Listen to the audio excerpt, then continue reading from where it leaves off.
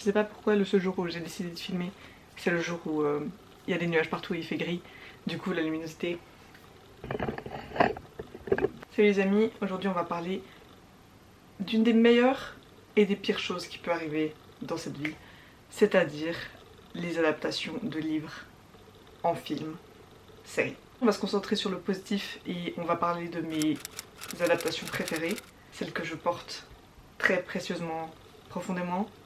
Je sais pas, dans mon cœur. Celles que je trouve font honneur au livre et que même des fois, sont meilleures que le livre. Le livre n'est pas toujours meilleur les gars, je suis désolée, vraiment, non.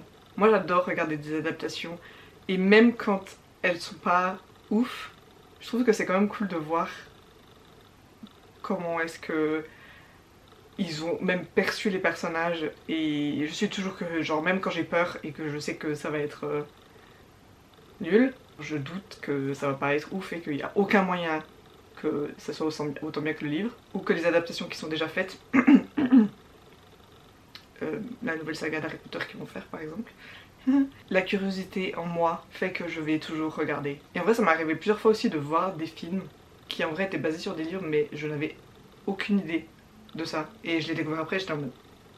Et ça c'est vachement cool parce que si t'as aimé le film, tu te dis en mode ah, j'ai un livre à lire après. Donc je suis pas toujours non plus d'avis du il faut lire le livre avant de regarder le film. Faites ce que vous voulez, ok?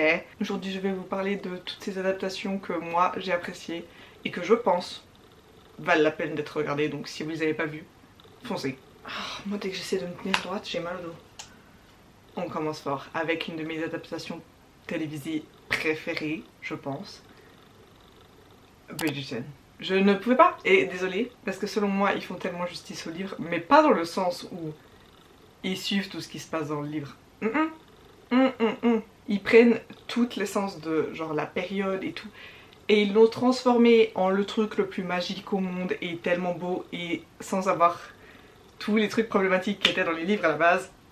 Donc on apprécie fortement. C'est l'une des rares occasions où la série est 1000 fois meilleure que les livres. J'aimerais qu'il y ait encore plus de frères et sœurs pour qu'on ait 50 saisons, parce que vraiment moi j'aime trop ce monde et c'est ma façon préférée d'échapper à la vie réelle. Même les pires livres, on vise personne mais de Duke and I, il était si inconfortable, genre vraiment, moi j'étais là en mode si c'était pas le livre Anthony après, je sais pas si j'aurais continué. Même le pire livre, ils en ont fait quelque chose de waouh waouh waouh.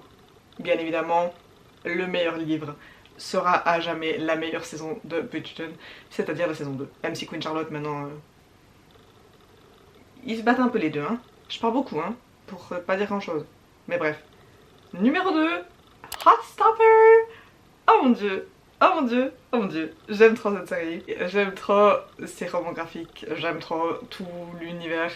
C'est le truc le plus réconfortant au monde. Je m'étais dit en mode... Est-ce que c'est pour un public plus jeune? Oui, forcément, mais c'était quand même hyper réconfortant. Et moi, je voyais vraiment ça comme... J'aurais adoré que la moi adolescente lise ça, mais la moi adulte, elle trouvait ça tellement mignon. La saison 2, en plus, elle sort en août, je crois, et j'ai trop hâte. Ce groupe d'amis, c'est mes enfants, je veux les protéger absolument tous et je veux que rien de mal ne leur arrive. La saison 2 va me faire trop mal au cœur pour certains trucs, mais je me réjouis trop. Je me réjouis trop. Now we're talking. Daisy Jones and the Six! Oh mon dieu. Je pense, mon livre préféré de Taylor Jenkins Reid, They Were Real. They Were Real to Me. Quand j'ai lu ce livre, il y a un truc dans mon cerveau qui s'est débloqué vraiment et j'étais tellement convaincue qu'ils existaient. Enfin vraiment, elle a une façon d'écrire cette meuf, genre elle pourrait me faire croire n'importe quoi. Et l'adaptation, j'avais peur, mais c'était honnêtement l'une des meilleures choses que j'ai vues cette année. J'étais tellement investie dans l'histoire et j'attendais tous les épisodes. Et je déteste pas le fait qu'il y ait certains trucs du livre qui n'aient pas été dans la série. Parce que j'ai l'impression aussi que c'est un peu un truc de... Ah, si t'as lu les livres, t'as ce petit truc en plus. Mais ça ne gênait pas forcément à l'histoire. En plus de ça, ils ont littéralement record un album en entier. Genre, comment vous voulez pas qu'on pense que ce soit des vrais gens? Pour moi, ils existent. Pour moi, Taylor Swift, tu veux pas les appeler et que ce soit eux la première partie de son concert. On switch un peu des séries pour parler d'un de mes films préférée au monde, Little Women, réalisé par Greta Gerwig, qui est, je pense, ma réelle préférée. J'arrive même pas à mettre de mots sur le feeling que j'avais à voir ce film dans les salles de cinéma quand il est sorti. Le cast, c'était mon cast de rêve. C'est une histoire que j'aime trop et c'était trop beau. Même sans avoir lu le livre, parce que je comprends que des fois les classiques c'est difficile de se mettre dedans et c'est pas pour tout le monde. Mais donnez-lui une chance. C'est pas tous les jours qu'on a le droit de voir Timothée Chalamet avec une petite chemise bouffie et puis un petit... comment ça s'appelle? Gilet de costume et puis des petits habits d'époque. Pas tous les jours. On reste sur la même lancée avec deux de mes adaptations préférées des nouvelles de Jane Austen. Forcément, Pride and Prejudice, c'était inévitable. Je me lasserai jamais, mais vraiment jamais, de regarder cette histoire. C'était un des premiers classiques avec lequel j'ai vraiment connecté et Jane Austen, c'était vraiment une des premières que j'ai lues et que j'avais l'impression que toi et moi, on se comprend. La deuxième adaptation d'un livre de Jane Austen dont je vais vous parler, c'est Emma. Je crois qu'il est sorti en 2020. Ce film m'a tellement transportée et je sentais absolument toutes les émotions à travers l'écran. Genre je sais pas comment c'est possible. Quand je l'ai lu, j'étais... ouais, transportée. Genre je sais pas comment vous dire autrement. Ça m'a pris là comme ça. Et il faut que je re-regarde ce film, en vrai. Maintenant que je suis en train d'en parler, j'ai vraiment envie de le revoir. Une autre adaptation sur, en plus des bouquins contemporains, The Summer I Turned Pretty. Oh mon dieu, mais je sais pas comment, hein, mais l'été passé quand j'ai regardé ça, il y a encore une fois, il y a un truc à clic dans mon cerveau et qui était absorbé. Vous voyez quand To All the Boys I Loved Before, il est sorti sur Netflix, le premier, j'étais waouh. C'est pas la même chose, mais enfin je veux dire c'est la même auteure qui a écrit les livres. Vu que c'est toujours sur des ados, j'avais l'impression que j'avais pas autant connecté, j'avais pas de grandes attentes et que je regardais parce que j'étais curieuse et que je voyais tout le monde en parler. C'était génial. Déjà la moitié de la soundtrack c'est Taylor Swift, donc si cette série elle a pas été écrite pour moi, oh mon dieu, Conrad, I mean.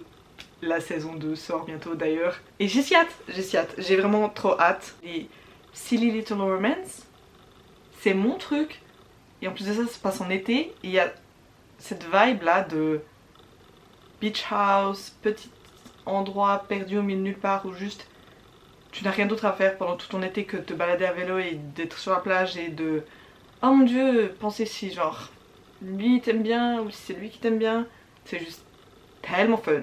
Donc c'est votre signe si vous n'avez pas regardé la saison 1, regardez-la avant que la saison 2 sorte et après regardez la saison 2 et je vous promets votre été va être 1000 fois mieux. Genre je vois pas comment ça peut être un mauvais été avec The Summer I Turned Pretty, Speak Now, Heartstopper, Barbie, après avoir parlé d'une petite romance, Young Adult, été, tout ça, on va parler d'une des histoires les plus tragiques que j'ai jamais vues et lues, No More People. J'ai regardé la série et cet été-là j'avais lu No More People et vraiment ça m'avait pris tellement longtemps de lire le livre que j'avais l'impression que j'étais pas du tout... ouais, j'étais pas du tout investie, genre je lisais quelques pages, j'étais là... hein. Et la série c'était absolument l'opposé, genre vraiment elle m'avait pris par les tripes. Ça faisait longtemps que j'avais pas vu une série comme ça qui m'avait autant impacté. Je pense quand même que le livre était bien, je pense juste que la série était... il y a même pas de comparaison. C'est... waouh. Les émotions, vraiment...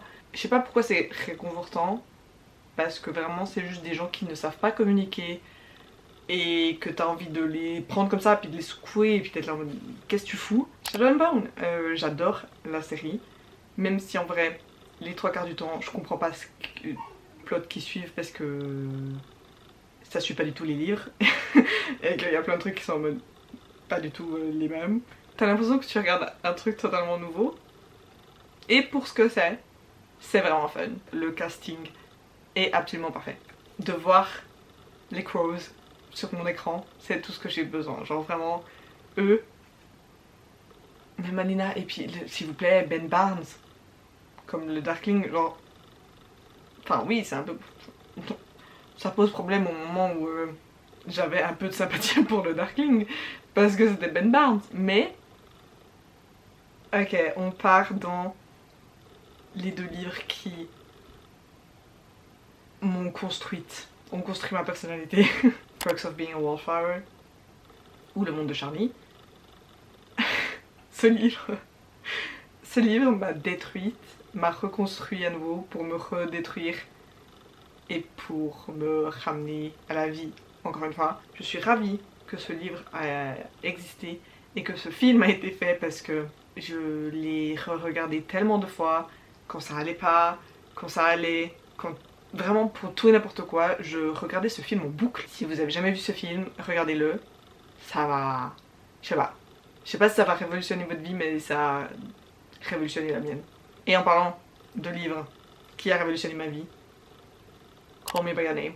Je veux rien entendre, ok? Oui, je n'ai pas pu regarder le film depuis que il y a eu tout le blabla sur Armie Hammer et que peut-être que ce mec est cannibale. Et il a ruiné à tout jamais ce film pour moi.